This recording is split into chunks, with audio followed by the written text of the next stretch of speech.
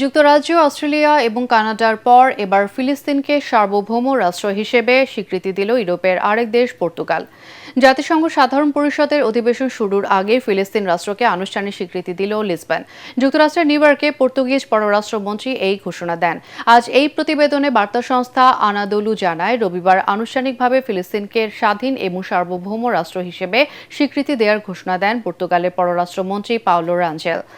দেশটির সরকারি সম্প্রচার মাধ্যম আরটিপি জানায়, নিউ ইয়র্কে পর্তুগালের স্থায়ী মিশনে আয়োজিত অনুষ্ঠানে এই ঘোষণা দেন তিনি। এ সময় রাঞ্জেল সব বন্দীর মুক্তি, গাজায় যুদ্ধবিরতি এবং শত্রুতার অবসানের আহ্বান জানান। এর আগে পর্তুগালের প্রেসিডেন্ট মার্সেলো রেবেলো দে সোসা সরকারের এই সিদ্ধান্তকে পূর্ণ সমর্থন জানান। এছাড়া জাতিসংঘ সাধারণ পরিষদের অধিবেশন শুরুর আগে যুক্তরাজ্য, কানাডা এবং অস্ট্রেলিয়া একইভাবে ফিলিস্তিনিকে আনুষ্ঠানিক স্বীকৃতি দেয়।